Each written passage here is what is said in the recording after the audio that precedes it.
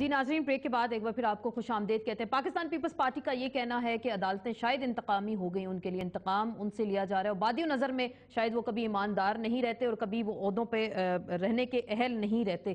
تو شاہ صاحب، پھر انتقام کا جذبہ اگر عدالتیں لے کر پھر بیٹھیں گی تو کیا ملک میں انارکی پھر پھیلے گی؟ ادارے اگر ایک دوسرے کا احترام نہیں کریں گے؟ اگر عدالتیں یہ ایسی بالکل یہ ایک پرسپشن انہوں نے بنا لیا ہے، مطلب عدالتوں کے بغیر اور عدالتوں کی پروٹیکشن کے بغیر ڈیموکریٹک سسٹم ایک منٹ آگے نہیں چل سکتا۔ تو اب اگر عدالت کہے گی نئے وزیر اعظم کو کیا بات تو وہ دیکھنا پڑے گا، وہ کوئی کیا ہے اس میں، کیا دیکھنا جی، ججمنٹ تو آلریڈی پڑی ہوئی ہے، بالکل موجود ہے، اور آئین کہتا ہے کہ سپریم کورٹ آف پاکستان کے احکامات کو ماننا پڑے گا، عام آدمی سے لے کر اداروں تک وہ ماننا پڑتا ہے۔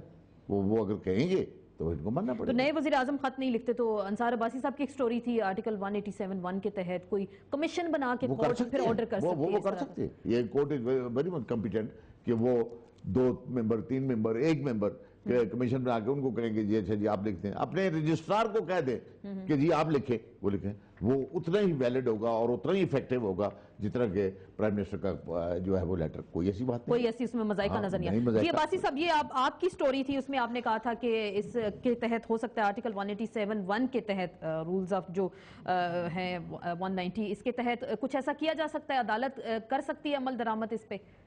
دیکھیں، ایک بات تو چونکہ طے ہے نا کہ جو نئے وزیر اعظم صاحب آئے ہیں، انہوں نے بھی اور پریزیڈنٹ صاحب نے بھی دوبارہ سے ریٹریٹ کیا ہے کہ کچھ بھی ہو جائے ہم نے خط نہیں لکھنا۔ تو ایسے حالات میں آپ کو صرف میں یہ بتاؤں کہ جو کمیشن کی بات ہے، یہ تو already supreme court of Pakistan نے اپنے جنوری 10 کے فیصلے میں یہ بات لکھی ہوئی ہے کہ جو 6 آپشن تھے ان میں ایک آپشن یہ بھی ہے، اور یہ آپشن ہے کہ آپ ایک کمیشن بنائیں اور کمیشن کے تھرو آپ یہ امپلیمنٹ کروائیں۔ آپ کمیشن جو ہے اس کو آتھرائز کریں، کمیشن لکھ دے گا لیٹر سوئس اتھارٹیز کو، اور آپ کا یہ مسئلہ حل ہو جائے گا۔ تو میرا خیال ہے کہ یہ وائبل ایک آپشن ہے کہ جو چونکہ انہوں نے تو ایک بات تہیہ کیا ہوا ہے کہ کچھ بھی ہو جائے سسٹم بھی چلا جائے، انہوں نے عدالت کی بات کو نہیں ماننا، بیکاز کچھ بھی ہو یہ نہیں چاہتے کہ جو سوئس جو کیسز ہیں وہ دوبارہ سے ری اوپن ہوں۔ اصل پرابلم یہ ہے، اگر اصل پرابلم یہ ہے تو میں میاں صاحب آپ سے جاننا چاہوں گی، عمران خان کہتے ہیں یہ اسمبلی نیلام گھر ہے، یہ سارے ذاتی ملازم، زرداری صاحب کو ایک چاہیے تھا، وہ ایک ملازم لے آئے، معاملہ خط لکھنے کا ہے، اور اب آپ کی جماعت درخواست دینے جا رہی ہے، سپریم کورٹ پہ دائر کرنے جا رہی ہے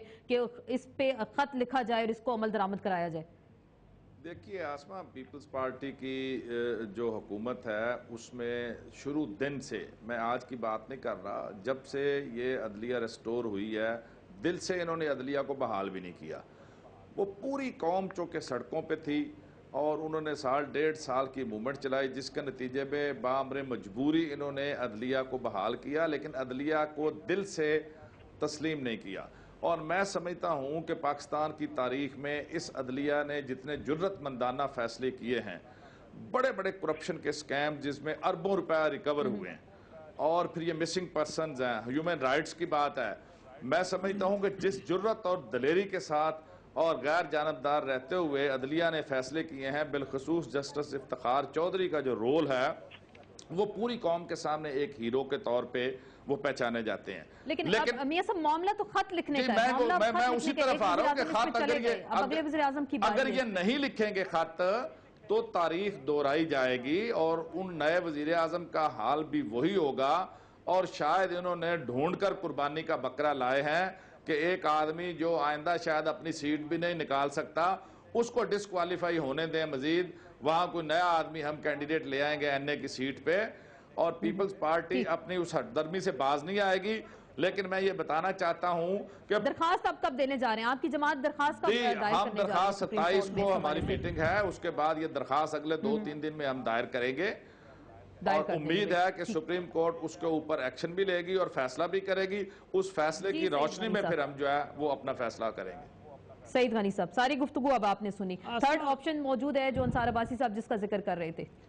آسمہ، بات یہ ہے کہ اگر انصار عباسی صاحب کی بات ہم مان لیں پھر تو وہ 187 کے تحت ساری حکومت ہی سپریم کورٹ چلائے نا، ہر چیز میں کمیشن بناتا رہے، چلاتا رہے معاملات کو۔ نہیں، وہ ان کی بات نہیں ہے، وہ ججمنٹ کا ذکر کر رہی ہیں، انہوں نے ان کی بات نہیں ہے، ایسا نہیں ہے۔ ججمنٹ میں 6 آپشنز دیے گئے تھے، تیسرے آپشن کا ذکر کر رہی ہیں۔ جو سپریم کورٹ چاہے وہ کر لے، کوئی بہرحال اب ان کو کیا کہہ سکتے ہیں، وہ تشریح کے نام پہ ترمیم بھی کر دیتے ہیں، جو مرضی ہے وہ کرتے پھریں، ان کو کوئی کچھ نہیں کہہ سکتا۔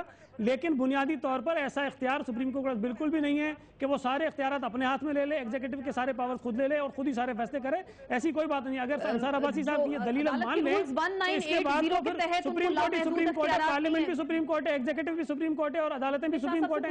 वकील है ना शाह साहब से हम पूछ लेते हैं। आसमा एक सेकंड मुझे बात पूरी करने दें आसमा। बिल्कुल है। जी जी जी जरूर, बिल्कुल मैं आपसे जवाब दे बात पूरी करनी है कि पहली बात ये है कि सुप्रीम कोर्ट ऑफ पाकिस्तान के अहकामात को मानना आम शहरी से लेकर शाह जी ये तो अलग बात है ना, अगर वो कल आपको कहते हैं आपका नाम जफर अली शाह नहीं है, मोहम्मद अहमद शाह, तो मान लेंगे। नंबर 1, अब अगर वो नहीं मानता तो अमल देखे ना, सुप्रीम कोर्ट के पास तोपे तो नहीं उठाई हुई, सुप्रीम कोर्ट के पास कोई लॉ एनफोर्समेंट की एजेंसीज तो नहीं है, उनके पास ये जो रेंजर्स हैं वो तो नहीं है। मतलब सुप्रीम कोर्ट के पास पावर जो है वो कॉन्स्टिट्यूशन की है और वो अपने अहकामात मानने के लिए किसी अदारे को भी कहे कि वो अगर वो कल ये ऑर्डर कर दे कि जनाब ये हमारे अहकामात हैं, इसको president, prime minister, state bank का जो गवर्नर है वो ये मानेंगे, और अगर वो स्टेट बैंक के गवर्नर को ये कह दें कि चूंकि फलां अदारे ने हमारे अहकामात नहीं माने, उनकी तनख्वाह मत रिलीज करो, वो नहीं रिलीज कह सकते हैं। जी गनी साहब आखिरी बात करेंगे, टाइम मेरे पास कम है, अब आप बताएं फिर क्या ऑप्शन रह जाता है हुकूमत के पास? मेरी गुजारिश सुने, इस बात से तो मुझे इनकार नहीं है, जो अंसार अब्बासी साहब ने कहा ना करप्शन हो रही है उस पर करें कार्रवाई, किसने रोका है? अगर गैर आईनी काम हो रहे हैं उस पर करें कार्रवाई, लेकिन मैं सिर्फ गुजारिश ये करना चाहता हूं कि सियासी फैसलों में अगर वो किसी एक सियासी जमात या दो सियासी जमातों की बात सुनेंगे, उनकी ख्वाहिशात पर फैसले देंगे, तो सुप्रीम कोर्ट और हमारी अदलिया कंट्रोवर्शियल बनेगी, जिसको नहीं बनना चाहिए।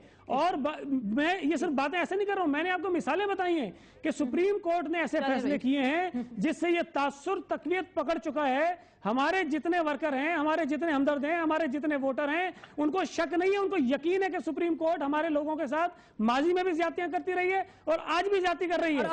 ये तासुर बड़ा खतरनाक है, इसको कायम नहीं होना चाहिए। दूसरी बात आसमा, दूसरी बात एक सेकंड आसमा, मुझे बात पूरी करने दें।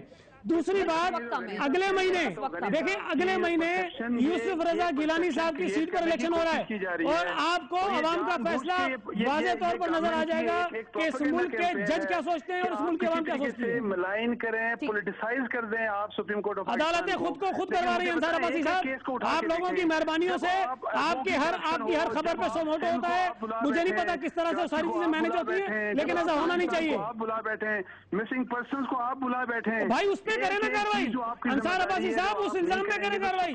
देखिए मैं उस पे इनकार नहीं कर रहा हूँ, जो आप बात कर रहे हैं वो कह रहे सियासी फैसलों पे ना आए, सुप्रीम कोर्ट सियासी फैसलों पे, लेकिन अंसार अब्बासी साहब अगर मिसिंग पर्सन की बात है उस मुकदमे में फैसला होना चाहिए। अगर किसी इदारे में करप्शन हो रही है उस पर फैसला होना चाहिए, लेकिन सियासी फैसले नहीं होने चाहिए। और अगर फैसले करने हैं तो पीटीआई को, पीपल्स पार्टी को बराबर ट्रीट करना चाहिए। मैं सेनेटर जफर अली शाह साहब आपका शुक्रिया, गनी साहब आपका शुक्रिया, मियां साहब आपका शुक्रिया। अदालतें फैसले करेंगी, उन पर अमल दरामद नहीं होगा तो शायद फिर मुल्क में अनारकी और तसादम की एक नई राह ही निकलेगी। बेहतर यही है कि आईन और कानून के अंदर रहते हुए जो फैसले होते हैं उन पर अमल दरामद अगर एग्जीक्यूटिव कर ले तो ये जमहूरियत का सिस्टम भी चलता रहेगा। इसके साथ ही आसमा चौधरी को इजाजत दीजिए, कल फिर मुलाकात होगी। अल्लाह हाफिज।